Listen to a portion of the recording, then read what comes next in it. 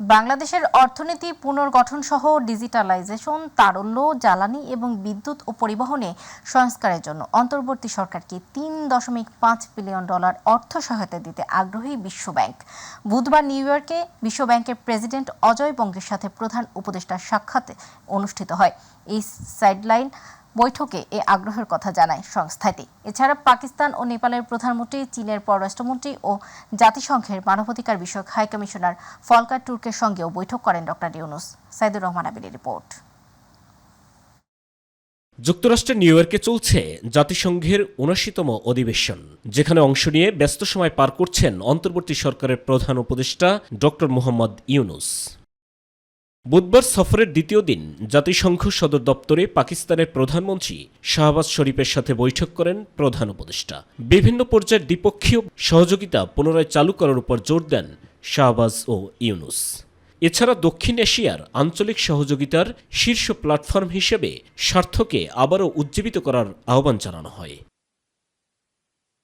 জাতিসংঘের মানবাধিকার বিষয়ক হাই কমিশনার ফলকার তুর্কের সাথে বৈঠক করেন প্রধান উপদেষ্টা। আলোচনায় প্রাধান্য পায় ন্যায় বিচার, স্বাধীনতা ও মানবাধিকার।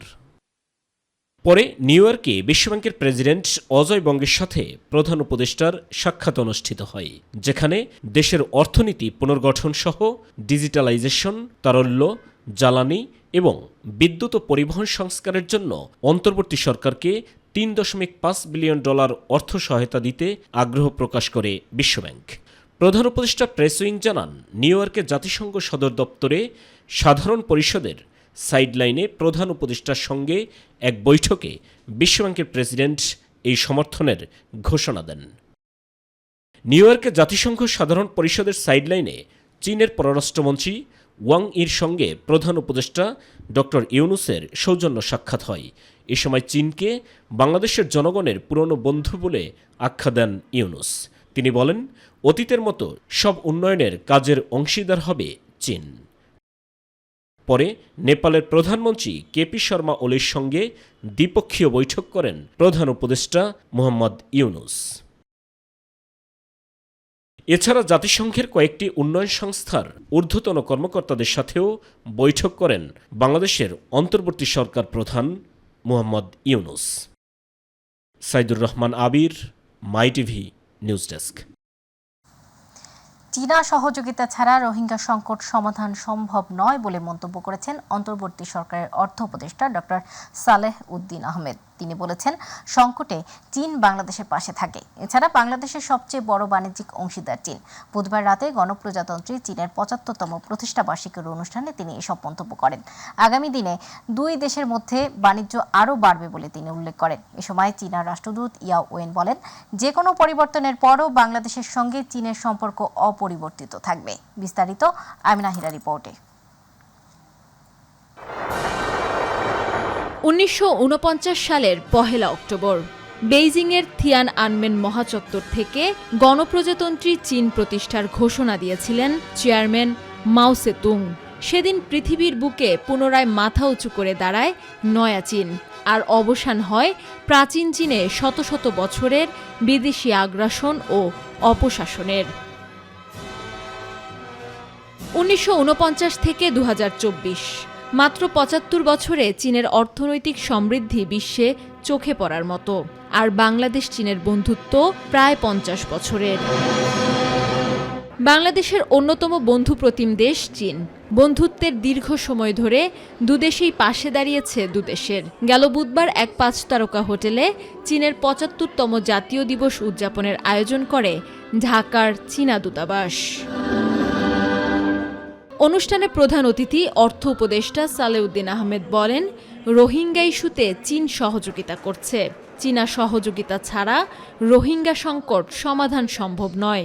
Your cooperation to solve a very knotty problem of forcibly displaced people from Rohingya, and I think China will play a role on that, because that is very, very important. Without China's active cooperation, definitely Myanmar will come back and the other countries, but we need your cooperation. অনুষ্ঠানে ঢাকায় নিযুক্ত চীনা রাষ্ট্রদূত Yao when বলেন, বাংলাদেশ চীন গভীর বন্ধুত্ব, তাই অন্তর্বর্তী সরকারের নেতৃত্বে বাংলাদেশকে এগিয়ে নিতে পাশে থাকবে চীন। No matter what the change has taken place inside Bangladesh, China's commitment to develop our bilateral relations remains unchanged. China sincerely hopes that under the leadership of interim government, বাংলাদেশের উন্নয়নে সহায়তার জন্য 100% পণ্যকে আগামী 1 ডিসেম্বর থেকে চীনের বাজারে শুল্কমুক্ত প্রবেশাধিকার দেওয়ার কথাও জানান রাষ্ট্রদূত Yao Wen. Amena Hira, my TV, Dhaka. আগামীকাল 27 সেপ্টেম্বর বিশ্ব পর্যটন দিবস। এবারের প্রতিপাদ্য পর্যটন শান্তির সোপান। এই উপলক্ষে নানা কর্মসূচি নিয়েছে বেসামরিক বিমান পরিবহন ও পর্যটন মন্ত্রণালয়। সকাল 8টায় আগারগাঁও পর্যটন ভবন থেকে র্যালি বের হবে। সকাল 9টায় পর্যটন ভবনে সেমিনার। সচিবালয়ে এ তথ্য জানিয়েছেন সচিব নাসরিন জাহান। আর বাংলাদেশ ট্যুরিজম বোর্ডের প্রধান নির্বাহী কর্মকর্তা আবু তাহের মোহাম্মদ জাবের জানান, সেন্ট মার্টিন দ্বীপ পর্যটকদের জন্য নিবন্ধন করে যেতে হবে, দিতে হবে ফি, প্লাস্টিক ফ্রি হবে দ্বীপ। বেসামরিক বিমান চলাচল ও পর্যটন মন্ত্রণালয়ের সুপারিশ করেছে, তবে এখনও চূড়ান্ত হয়নি বলেও জানান তিনি। অন্যান্য দেশের মতো বাংলাদেশেও বেসামরিক বিমান পরিবহন ও পর্যটন মন্ত্রণালয়ের উদ্যোগে বিশ্ব পর্যটন দিবস 2024 যথাযথভাবে উদযাপিত হচ্ছে। জাতিসংঘ বিশ্ব পর্যটন সংস্থা কর্তৃক নির্ধারিত এ বছরের প্রতিপাদ্য হচ্ছে ট্যুরিজম অ্যান্ড পিস, যার বাংলায় অনুবাদ হচ্ছে পর্যটন শান্তির সোপান। আমি এই প্রতিপাদ্যকে যথাযথ ও সময়োপযোগী মনে করছি। ঢাকাসহ দেশের 17টি অঞ্চলের উপর দিয়ে 60 কিলোমিটার বেগে ঝড়ো হাওয়া বয়ে যেতে পারে, তাই সেসব এলাকার নদীবন্দরগুলোতে তোলা হয়েছে সতর্ক সংকেত। আবহাওয়া অফিস জানিয়েছে, রাজশাহী, পাবনা, বগুড়া, টাঙ্গাইল, ময়মনসিংহ, ঢাকা, ফরিদপুর, কুষ্টিয়া, যশোর, খুলনা, বরিশাল, কুমিল্লা, নোয়াখালী, চট্টগ্রাম, কক্সবাজার এবং সিলেট অঞ্চলসমূহের উপর দিয়ে 45 থেকে 60 কিলোমিটার বেগে দমকা অথবা ঝড়ো হাওয়া সহ অস্থায়ীভাবে বৃষ্টি অথবা বজ্রসহ বৃষ্টি হতে পারে। এসব এলাকার নৌবন্দর সমূহকে 1 নম্বর সংকেত দেখাতে বলা হয়েছে। মৌসুমী বায়ুর প্রভাবে রাজধানী সহ দেশের প্রায় সব অঞ্চলে হালকা থেকে মাঝারি বৃষ্টি হচ্ছে, কোথাও কোথাও ভারী বৃষ্টিপাত হচ্ছে। বৃষ্টিতে সারা দেশের তাপমাত্রা 2 থেকে 5 ডিগ্রি কমার আভাস রয়েছে। এতে গত কয়েকদিনের তাপমাত্রা থেকে মুক্তি মিললেও অফিসগামী মানুষেরা পড়েন ভোগান্তিতে।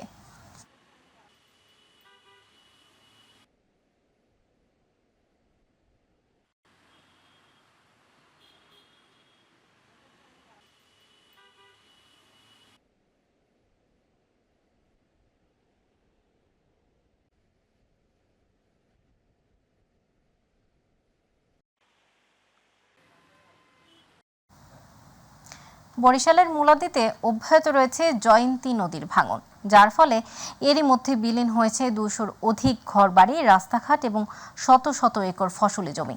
ভাঙন কবলিত মুলাদী উপজেলায় বেশ কয়েকটি নদী হওয়ায় ছোটখাটো প্রকল্প বা বালুর বস্তা ফেলে ভাঙন নিয়ন্ত্রণ করা একেবারেই সম্ভব নয়। প্রয়োজন স্থায়ী সমাধানের। প্রতিনিধি রাকিবুল ইসলাম রাকিবের তথ্যচিত্রে নুসরাত শারমিনের ডেস্ক রিপোর্ট। বরিশালের মুলাদীর জয়ন্তী নদীর অব্যাহত ভাঙনে বিলীন হয়ে যাচ্ছে সরকারি শিক্ষা প্রতিষ্ঠান, স্কুল, কলেজ এবং মাদ্রাসা সহ শত শত ঘরবাড়ি, রাস্তাঘাট, ফসলি জমি এবং বিভিন্ন স্থাপনা। ভাঙন আতঙ্কে দিন কাটাচ্ছেন জয়ন্তী পাড়ের বহু মানুষ।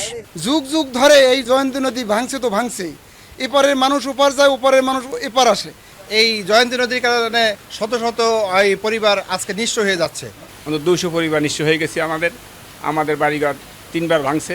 গত কয়েকদিনের নদী ভাঙনে উপজেলার শফিপুর ইউনিয়নের চরমালিয়া গ্রামের ব্যাপারীহাট নামক স্থানে প্রায় 1.5 কিলোমিটার এলাকা বিলীন হয়েছে নদীগর্ভে।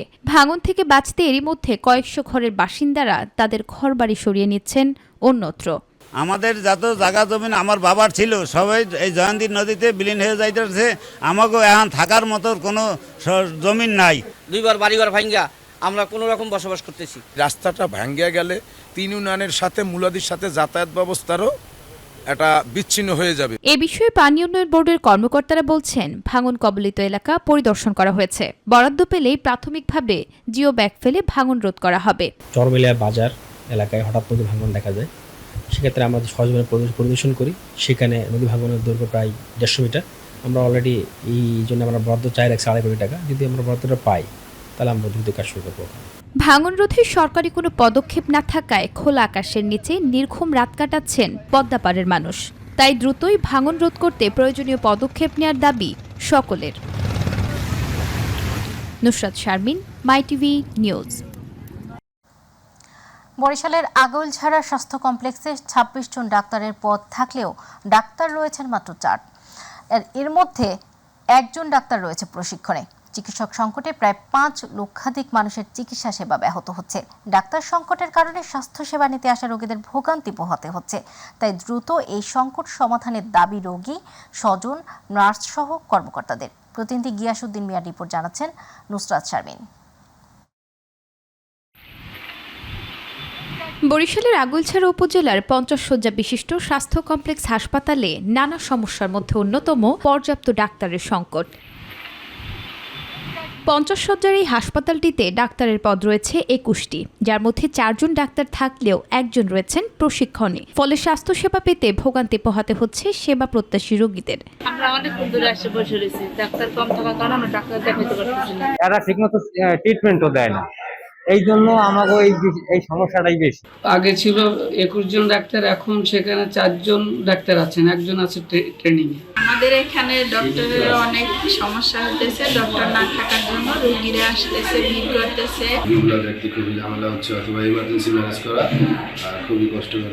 রোগীদের ভোগান্তি নিরসনে ডাক্তার সংকটের কথা অকপটে স্বীকার করে অনতিবিলম্বে তা সমাধানের চেষ্টা চলছে বলে জানান চিকিৎসকরা। অনেক সমস্যার সমাধান হচ্ছে, সঠিকভাবে আসলে আমাদের চিকিৎসা সেবা দিতেও আমাদের একটু বেগ পেতে হচ্ছে। সত্যি কথা যেটা, যত দ্রুত এখন চিকিৎসক সংকট সমাধান করা যায় কর্তৃপক্ষের নিকট আমাদের। বরিশালে টোটাল চিকিৎসক সংখ্যা কম, যার জন্য আমরা এই দিকটাকে পূরণ করার জন্য চেষ্টা করতেছি, যাতে বিভিন্ন জায়গায় আরো পর্যাপ্ত পরিমাণ চিকিৎসক দেওয়া যায়। তুলনামূলক রোগী বেশি এবং ডাক্তার কম হওয়ায় চরম বিপাকে রোগীরা, আর তাই এসব সমস্যার কথা বিবেচনায় এনে দ্রুতই তা সমাধানের দাবি সকলের। নুসরাত শারমিন, মাই টিভি নিউজ। মাগুরায় দিন দিন বাড়ছে পাট শোলার কদর। এবার সময় মতো বৃষ্টি না হওয়ায় পাটের আশে যে ক্ষতি হয়েছে, পাট কাটি দিয়ে তা পুষিয়ে নিতে চান কৃষকরা। কৃষকদের সর্বাত্মক সহযোগিতার আশ্বাস দিয়েছে কৃষি বিভাগ। প্রতিনিধি আশরাফুল আলম সাগরের রিপোর্ট। মাগুরা জেলায় দিন দিন বাড়ছে পাটকাঠির কদর। পাটের পাশাপাশি পাটকাঠি বিক্রি করে লাভবান হচ্ছেন এ অঞ্চলের কৃষকরা। পাকা সড়ক, মাঠঘাট, বাড়ির আঙ্গিনা সহ যেখানেই চোখ যায় সেখানেই পাটকাঠি শুকানো ও রক্ষণাবেক্ষণে ব্যস্ত সময় পার করছেন তারা। পাটকাঠির চাহিদা একটু বেশি, এর কারণে মালটা টানতেছে ভালো। আগের চেয়ে পাটকাঠির কদর বেড়ে গেছে, দামও একটু ভালো পাচ্ছে আপাতত। অন্য বছর থেকে পাটকাঠি কাউন্ট প্রতি 200 থেকে 250 টাকা বেশি বিক্রি হচ্ছে। লোকজন চাহিদা অনুযায়ী পাটকাঠি নিচ্ছেও। পাটকাঠি সবচেয়ে বেশি ব্যবহৃত হয় পার্টিকেল বোর্ড কারখানায়। এছাড়াও প্রসাধনী সামগ্রী, মোবাইল ফোনের ব্যাটারি, পলিমার ব্যাটারি, ফেস ওয়াশের উপকরণ, মাউথ ওয়াশ, দাঁত পরিষ্কারের ওষুধ, সার উৎপাদনের কাঁচামাল হিসেবে ব্যবহৃত হচ্ছে পাটকাঠি। এবার সময় মতো বৃষ্টি না হওয়ায় পাটের ফলন ভালো হয়নি, তাই পাটকাঠির দাম দিয়ে ক্ষতি পুষিয়ে নেওয়ার চেষ্টা করছেন চাষিরা। এই বছরে বৃষ্টি নার কারণে পাটকাঠিটা তেমন পাটটা বড় হয়নি বলে পাটকাঠিটা ছোট হয়েছে। এবার পাটকাঠি বৃষ্টি না হওয়ার কারণে সেরকম হয় নাই, কিন্তু ব্যাপারীরা কিনে নিচ্ছে টানিয়ে দাম দিয়ে। যেগুলো মাথা কাটা হয় না এগুলো বিক্রি হচ্ছে বর্তমান 1200 টাকা, আর যেগুলো মাথা কাটা হয় এগুলো বিক্রি হচ্ছে আপনার 400 টাকা। স্থানীয় কৃষি বিভাগ বলছে, শুরুতে বৃষ্টি না হওয়ায় পাটের ফলন নিয়ে কিছুটা শঙ্কা ছিল, তবে পাটকাঠির ভালো দাম হওয়ায় সে ঝুঁকি সামলে উঠছেন কৃষকরা। কৃষি সম্প্রসারণ অধিদপ্তরের পক্ষ থেকে কৃষকদেরকে সেচ সহ আরো অন্যান্য পরামর্শ দিয়েছি এবং পরবর্তীতে বৃষ্টিপাত হওয়ায় পাটের বারবারটি কিছুটা ভালো হয়। দাম এখন মোটামুটি ভালোই, 2500 টাকা থেকে 3000 টাকা মন পাচ্ছে। সেই সাথে পাটকাঠি কৃষকের একটা বাড়তি এটা লাভের উৎস। চলতি বছরে মাগুরা জেলার 4টি উপজেলায় 34,760 হেক্টর জমিতে পাটের আবাদ হয়েছে, যেখানে 36,700 হেক্টর জমিতে পাট উৎপাদনের লক্ষ্যমাত্রা নির্ধারণ করা হয়েছিল, যা লক্ষ্যমাত্রা থেকে কম। পাটকাঠির দাম ভালো হওয়ায় বর্তমানে প্রতি বিঘা জমি থেকে মানভেদে 2 থেকে 2,500 টাকার পাটকাঠি বিক্রি করতে পারছেন কৃষকরা। আশরাফুল আলম সাগর, মাই টিভি, মাগুরা। আধুনিক পদ্ধতিতে পাবদা চাষ করে সাফল্য পেয়েছে সাতক্ষীরার অনেক মাছ চাষি। 6 মাসের মধ্যে বিক্রির উপযুক্ত হওয়ায় বছরে 2 বার চাষ করা যায় এ মাছ।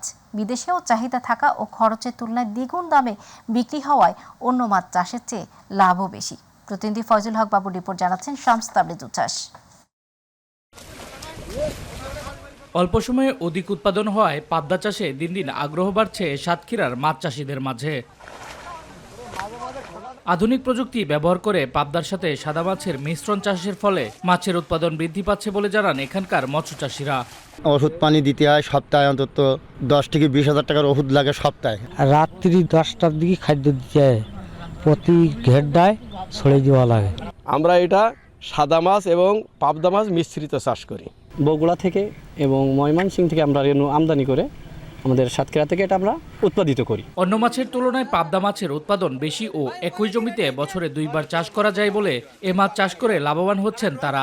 আমরা এই পাবদা চাষ করি অনেক উন্নত হয়েছি এবং 6 মাসের ভিতরে দেখা যাচ্ছে যে আমাদের মাছের বিরাট একটা লাভজনক। 6-7 লাখ খরচ করা হয়তো বা 12-14 লাখের সালে বিক্রি হবে। আমার আরেকটা ঘের আছে তাতে 30 লাখ টাকা খরচ করা, এটা আশা করা হচ্ছে যে 50 লাখ টাকা বিক্রি হবে। শুধু দেশের বাজারে নয়, বিদেশেও এর চাহিদা থাকায় চিংড়ির পাশাপাশি পাবদা রপ্তানি করে দেশের অর্থনীতিতে একটি গুরুত্বপূর্ণ ভূমিকা রাখছে। পাবদা চাষটা এটা আসলে লাভজনক চাষ। 3 মাসের ভেতরে এতে ভালো বড় টাকা হয়। বাংলাদেশ, ইন্ডিয়া এবং আরও অন্য দেশে আপনার সমস্ত টুকটাক বাংলাদেশের সমস্ত মার্কেটে কম বেশি যায়। বিদেশে রপ্তানিযোগ্য হয় মাছ চাষিদের উৎসাহিত ও পরামর্শ দেওয়া হচ্ছে বলে জানিয়েছে জেলা মৎস্য বিভাগ। পাবদা মাছটা বিদেশে রপ্তানি হচ্ছে পার্শ্ববর্তী দেশ ভারতে। এখানে রপ্তানি হওয়ার কারণে চাষিরা দামও ভালো পাচ্ছে। প্রায় কেজিতে তারা 350 মতন প্রতি কেজি বিক্রি করছে। শামস তাবরিজ উচ্ছ্বাস, মাই টিভি নিউজ ডেস্ক।